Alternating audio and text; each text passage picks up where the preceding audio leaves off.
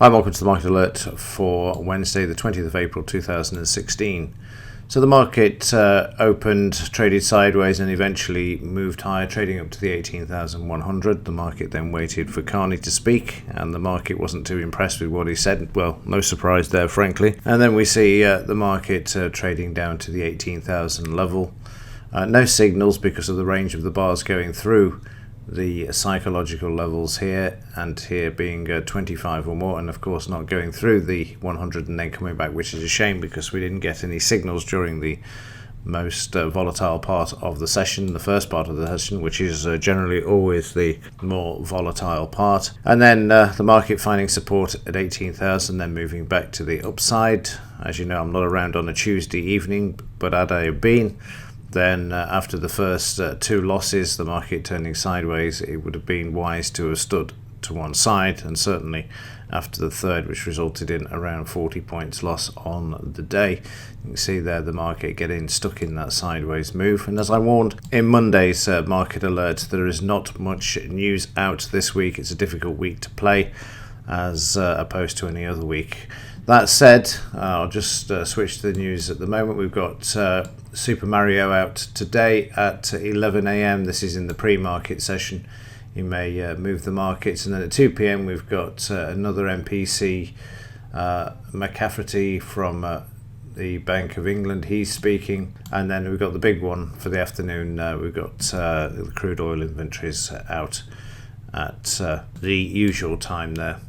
In the daily chart, you can see the market's off slightly. No surprise there, really. It makes you wonder how much more this market's got to the upside. The volume is incredibly low. It is a grand illusion to go from the lows of February all the way back up towards the all-time highs without a major correction is rather ominous, and there is one coming. Make no bones about that. This is not going to continue, and the reason I say that is because of the implied volatility. 1085. The lower this goes, the bigger the correction, and you can see this from last year when we hit the 1045 level.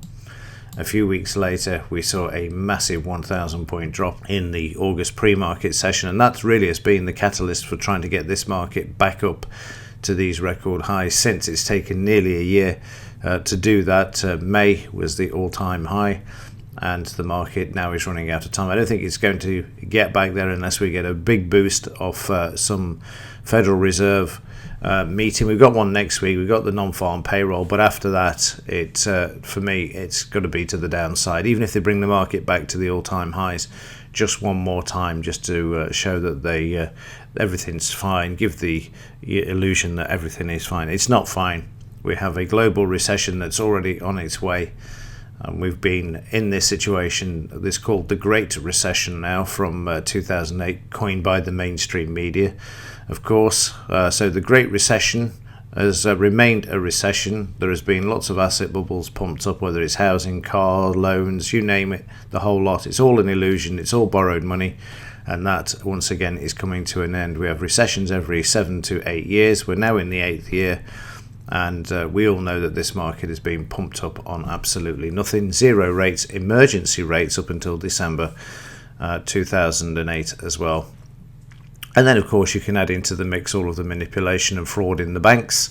I don't think there's a bank now that hasn't been implicated in some sort of fraud and whatever. And then the irony is that Wells Fargo last week were fined for some manipulation in something or other, and then they were given a bond status by the Federal Reserve. So it's the sort of stuff you can't make up, really.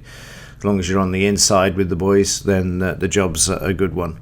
Also, Deutsche Bank last week with the silver and gold fraud, two markets.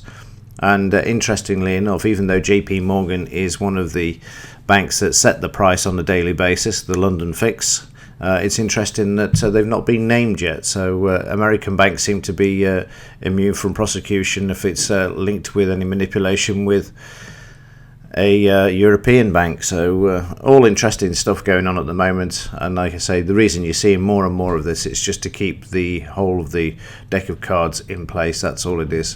When it's going to collapse, who knows? Nobody knows that. So we haven't got a date for that. But you can see the writings on the wall for the whole of the financial system. It's starting to fall apart at the seams, and that's why you're getting the fraud. So coming back to the main point here, the implied volatility moving to the downside. heading back towards that 10%. If we can get below that, that would be even better. So more for the all-time highs to be hit and the implied volatility to go down below 10%, and then it's good night Vienna for this move from February.